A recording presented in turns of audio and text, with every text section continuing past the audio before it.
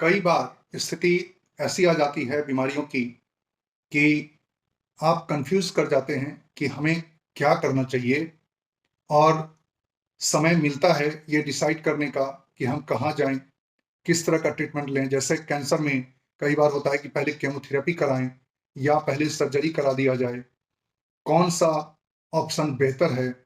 कुछ ही दिन पहले हमारी एक रिलेटिव हैं, उनको चक्कर आ रहे थे और कई दिनों तक वो चलता रहा। लगभग 1.5-2 महीने बाद अनायास वो गिर गईं और उसके बाद जब दिखाया गया दूसरी जगह, तीसरी जगह, तो आया कि नहीं, इनका एमआरआई करा लेना चाहिए ब्रेन का। और फिर उसमें पता चला कि ब्रेन में ट्यूमर है और अब ट्यूमर ऐसे पोजीशन पर है कि उस तक पहुंच पाना मुश्किल है। फिर उनके प्राइमरी डॉक्टर ने, उनके अपने फिजिशियन ने सेकंड ओपिनियन के लिए दूसरी जगह भेजा और वहां पता चला कि जो ट्यूमर है वो एक्चुअली दूसरे टेस्ट के बाद पता चला कि वो वहां नसें काफी ज्यादा फूली हुई थी और उनको करेक्ट करना जरूरी था, क्वाइलिंग करना था। फिर उसमें इंटरवेंशनल रेडियोलॉजिस्ट ने काम किया।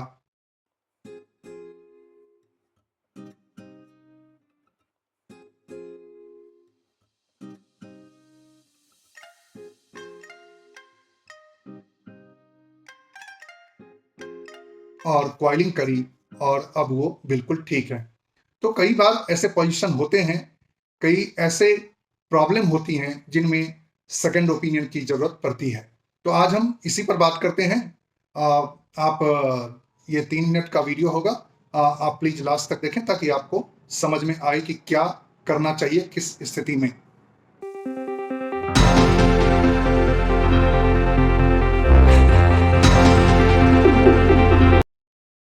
दोस्तों, it is always absolutely okay to have a second opinion.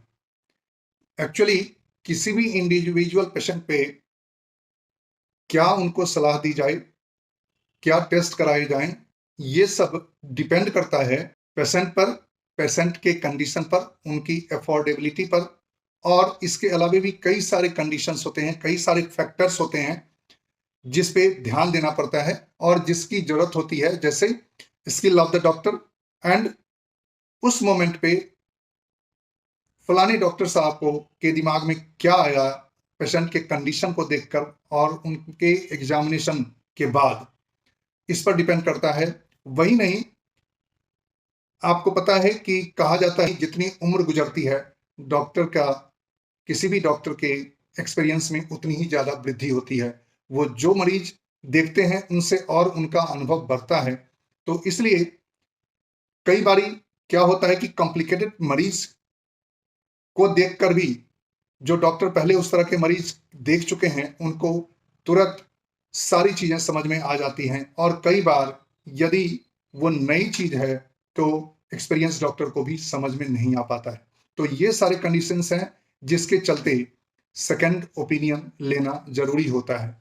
Second opinion कब लें?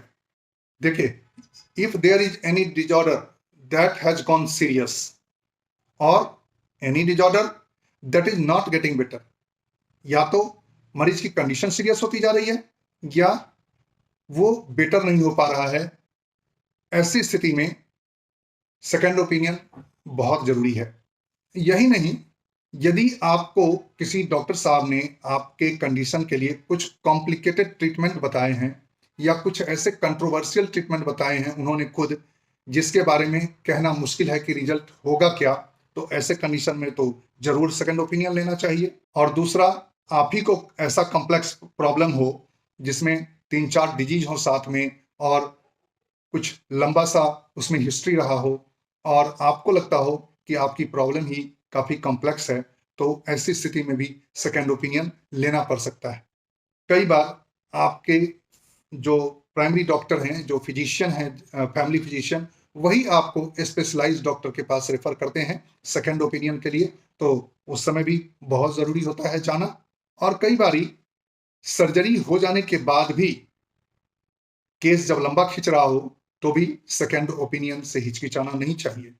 तो ऐसी कंडीशंस में सेकंड ओपिनियन लेना बनता है। दूसरी तरफ मैं बताऊं तो मरीज के लिए भी इसमें काफी फायदे हैं। यदि प्रॉब्लम सीरियस है तो बेटर डिसीजन मिलता है।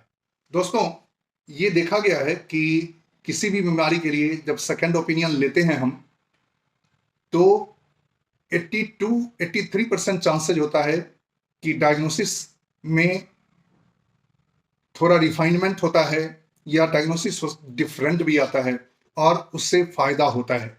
तो यदि कंडीशन ज़्यादा सीरियस हो रहा है या वो कोई बीमारी ठीक नहीं हो रही है, हफ्ते 2 हफ्ते हो रहे हैं, तो सेकंड ओपिनियन लेना बनता है और वो ऑलवेज बेनिफिशियल होता है। मरीज के लिए ये बेनिफिशियल है कि यदि सीरियस प्रॉब्लम है तो सेकंड ओपिनियन से उन्हें बेटर डिसीजन लेने में आसानी होती है। दूसरा, सेकंड ओपिनियन के बाद कई बार आपका ट्रीटमेंट ऑफ चॉइस जो है ना, वो कंफर्म हो जाता है कि yes, this will be the better choice. Specially cancer या ब्लड कैंसर यानी ल्यूकीमिया के पेशेंट्स के लिए तो सेकंड ओपिनियन बहुत ही ज़्यादा ज़रूरी होता है। उन्हें इसके लिए ज़रूर सेकंड ओपिनियन लेना चाहिए। एक हमने टूलेन डॉक्टर्स कैंसर केयर है, उनका हमने वीडियो देखा, तो वो बिल्कुल एडवाइस करते हैं कि सेकंड ओपिनियन जरूर लें मरीज हमारे। तो ये मैं आपको दिखाना चाहूँगा उनके एडवाइस जो वीडियो पर उन्होंने दिए हैं, लोगों को बताया है उन्होंने कि सेकंड ओपिनियन जरूरी है। ये आप प्लीज देखें और इस बात को समझें। Second opinion for cancer patient in general and lymphoma patient in particular is extremely important. In fact, some of my patients even ask me whether they're allowed to go for a second opinion, and my answer would be, please do so. I, in fact, encourage them to do so. I will highly recommend a second opinion in a patient that is newly diagnosed with acute leukemia for two reasons. The first one is leukemia is a rare disease, so not everybody feels comfortable taking care of these patients. So I would recommend you to go to a doctor that specializes only in treating patients with acute leukemia. The second reason is that I would recommend you to go to a high volume leukemia centers because usually the outcomes are better in these centers. तो second opinion तो जरूर लें, but हाँ, उसमें एक ध्यान जरूर रखें कि सेकंड ओपिनियन जब भी लें तो डिफरेंट डॉक्टर से लें और उस समय आपके साथ मरीज जरूर हो। कई बार होता है कि लोग केवल इन्वेस्टिगेशन रिपोर्ट लेकर पहुंच जाते हैं कि आप जरा सेकंड ओपिनियन दीजिए। नहीं, ये ठीक नहीं है। मरीज को लेके जाएं, क्योंकि कई चीजें मरीज के फेस से और उनके एग्जामिनेशन से पता चलता है। और दूसरा ये ध्यान जरूरी है कि आप जहां भी सेकंड ओपिनियन के लिए जा रहे हैं वो एक्सपीरियंस डॉक्टर जरूर हों और उनको आप इन्वेस्टिगेशंस दिखाएं और ये भी कहें कि ये रिसेंट इन्वेस्टिगेशंस है तो दोबारा इन्वेस्टिगेशंस कराने की जरूरत नहीं पड़ेगी, क्योंकि वो वेस्टेज ऑफ मनी है। हाँ, यदि काफी लंबा समय गुजर चुका है तो दोबारा इन्वेस्टिगेशन की जरूरत है, अदरवाइज इन्वेस्टिगेशन की जरूरत नहीं पड़ती है। तो ये भी ध्यान देना चाहिए, वेस्टेज ऑफ मनी नहीं हो। बट हाँ, it is absolutely okay to take second opinion for better treatment, but never take second opinion just to delay your treatment, especially in case of emergency. In case of medical emergency, don't delay your treatment. Don't go for second, third opinion. Go to the hospital and start the treatment, because delay करने से आपकी बीमारी और भी serious हो सकती है और उसमें रिस्क भी हो सकता है लाइफ का। तो इसलिए मेडिकल इमरजेंसी जब भी हो तो उस कंडीशन में सेकंड ओपिनियन एडवाइजेबल नहीं होता है। क्यों? क्योंकि टाइम जैसे जैसे पास करता है, जो भी इमरजेंसी सिचुएशन है वो और भी बदतर हो जाएगी और सिचुएशन खराब हो सकता है। तो इसलिए उस समय एडवाइजेबल नहीं है। हाँ, हॉस्पिटल्स हैं, वहाँ पे डॉक्टर्स खुद ही आपस में डिस्कस करते हैं केसेज और ओपिनियन उसी हिसाब से इमरजेंसी सिचुएशन में लेना होता है जो पेशेंट के लिए बेस्ट सुटेड होता है। और अंत में 4 पॉइंट बताना चाहूँगा जिस पे ध्यान देना चाहिए सेकंड ओपिनियन लेने वक्त। Number 1, do not be afraid to ask your first doctor कि मैं सेकंड ओपिनियन के लिए जा रहा हूं, तो आप जब ये कहते हैं तो उनको और खुशी होती है, और बल्कि वो ज़्यादा बढ़िया से आपको और भी बताते हैं, अपनी राय देते हैं उस सिचुएशन के लिए, उस बीमारी के लिए। दूसरा पॉइंट है, do not afraid to tell the other doctor that you have come for second opinion, because जब आप बोलते हैं ना तो उनका फिर सोचने का दायरा भी उसी हिसाब से होता है, और आपको ठीक से समझाते भी हैं। वो जो भी उनका अपना ओपिनियन होता है, जो भी सिचुएशन है, उसके लिए आपको बेहतर तरह से समझाते हैं। थर्ड पॉइंट ध्यान रखने की बात है, don't play the doctors against each other. ये करना जरूरी नहीं है उसमें कि उन्होंने तो ऐसा कहा था, आप ऐसा क्यों कह रहे हैं, आपने ऐसा कहा तो उन्होंने ऐसा क्यों बोला। ये मतलब नहीं बनता, बिकॉज सबकी अपनी अपनी एक्सपीरियंस है, अपना स्किल है, और ये मेडिकल साइंस जो है ये अथाह समुद्र है। आप कई बार कोई चीजें छोड़ देते हैं बताने में, कई बार आपको इस बीच में जब आप सेकंड ओपिनियन लेने गए हैं तो कोई नई चीज हुई है जिससे डायग्नोसिस बनाने में और बेहतर होता है। तो कई सारी सिचुएशन है, इसलिए don't play the doctors against each other. आपको बेहतर डायग्नोसिस की जरूरत है और बेहतर ट्रीटमेंट प्लान समझने की जरूरत है, ये ध्यान देना ज्यादा मायने रखता है।